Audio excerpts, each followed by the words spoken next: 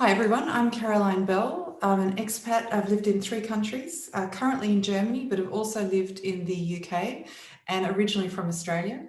I've been a financial advisor for nearly 30 years and currently run 2 financial planning practices, one in Australia called Summerhill and another one in Europe called Finmarie, specifically with investment advice and solutions for women in Europe. We've got quite a few slides here today. I'm going to run through some of them quite quickly. That's because it is a recording, so you can go back and take your time. But to kick off, really, why are expats different? Why do we need a discussion about investing for expats? Expats are a little bit different. At the end of the day, everyone needs to invest to achieve goals and financial independence targets, but it just means life is a little bit more complicated for expatriates.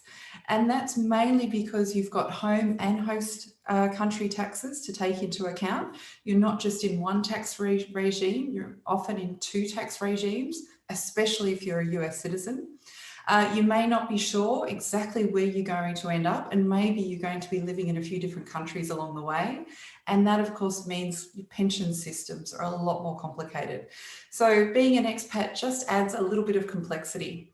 These are the topics that we're going to go through. And to really go through very, very quickly to get to more of some of the investment side, but it's really important to sort of focus on where are you now, where do you want to be, and then working out how are you going to get there. So in terms of working out where you are now, it's a really important step to work out how am I going to get to where I want to be if you don't know where you are. So I always recommend to clients working out what is my net investment asset position. Take your assets, bank accounts, investment accounts, pension accounts, any money you owe, liabilities, and that effectively becomes your net worth position. And here we've got an example that you might be able to use to really give you a snapshot of where you are now. The next thing is to work out where do you want to be? What are your goals? What is the whole point of doing all of this with your money to make the most? What is it that you personally want to achieve? I'm sure everyone has heard of SMART goals, but those do apply to investment goals as well, and what your personal goals are in terms of why you're investing the money. And then, of course, it's working out how to get there. Now, in terms of working out how much you should invest, the answer is as much as possible, but there are some caveats that I recommend. I do recommend you always have a transaction account that's your money is paid into and your expenses are paid out of.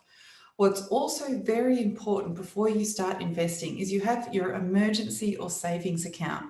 And really, this is the money that's going to get you through if you come into any sorts of problems in terms of losing your job or there's some sort of financial emergency. And especially relevant with expats if you need to fly back home, see family or friends in some family emergency, you want to make sure that you've always got money sitting there for those emergencies. We generally recommend 6 months worth of salary sitting in this emergency account, but it could be a little bit more. Once you've got that money in the emergency account, then you can actually move forward with, now I know how much I'm going to invest. In terms of saving, a rule that we always recommend is think of the 50-30-20 budget rule. So when looking at your after-tax earnings, allocate 50% to your needs.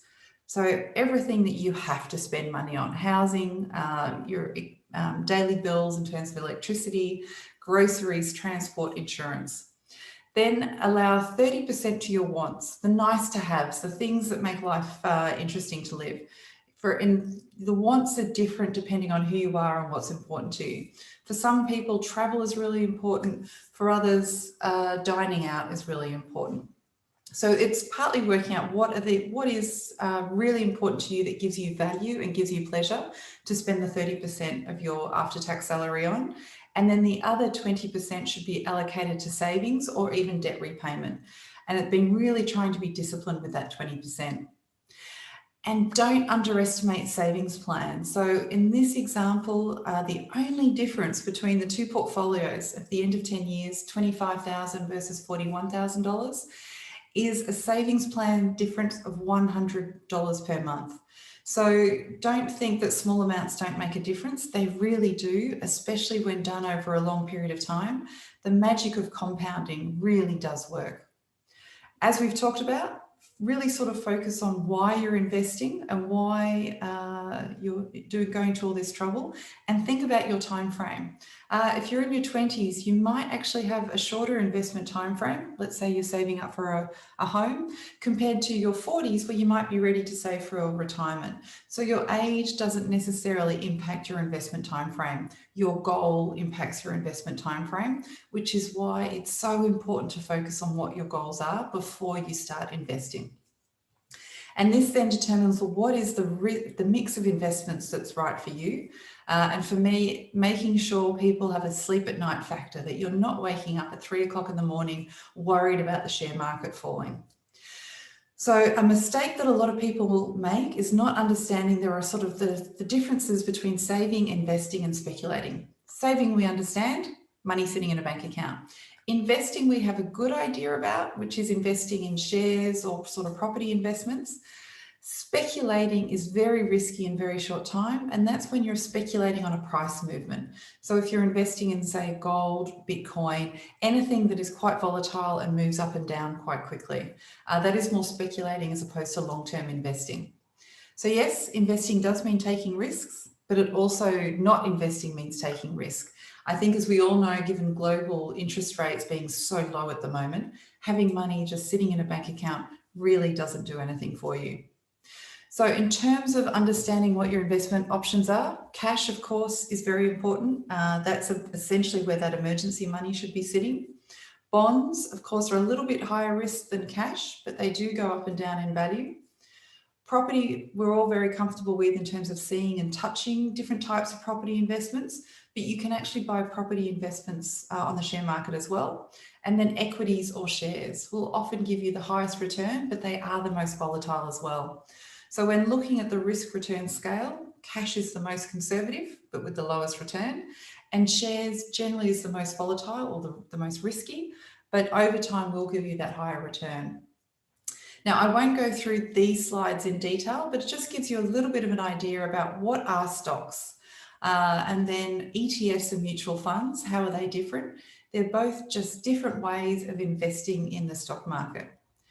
And then bonds, which are a little bit more complicated for most people, but hopefully this is just an easy guide to help you understand what bonds are and why they can be so important in a portfolio, and to really sort of help understand the difference between bonds in an investment portfolio and shares. With shares, you're owning a part of that company, even if it's a very small amount, whereas a bond, you're lending money to a company or a government. And you generally get access to bonds through the mutual funds or the ETFs, as indicated in the previous slide. Now, why it's so important to get that right mix of investments for you is it impacts not only your return, but also volatility. So this is portfolios that we use in Australia with our clients. And if we compare, say, the moderate investment portfolio to the high growth portfolio, you can see that the expected return is quite different. So with the moderate portfolio, it's a 4.7% expected return. In a high growth portfolio, it's a 6.9% expected return. But look at that lowest expected return in any calendar year and the probability of a negative return.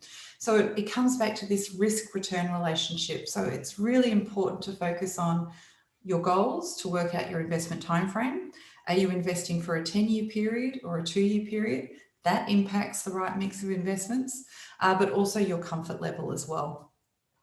Now, tax is very important, and this is especially important for expatriates. And probably one of the most common mistakes I see is expats moving between countries and not getting good tax advice. And really, good tax advice is worth it, because once you've moved, it's often too late to do something about a tax situation. So the difference with expats is you really need to understand, with any investing that you do, what is the impact in your home country and what is the impact in your host country? Are you taxed on global income regardless of your residency, such as US citizens? Or is there a difference between whether you're a tax resident or a non-tax resident? That tax advice really is worth it. But of course, what's applicable for everyone when investing is performance after tax and fees is really important. So it's another reason why you really want to understand what your personal tax position is before you start investing.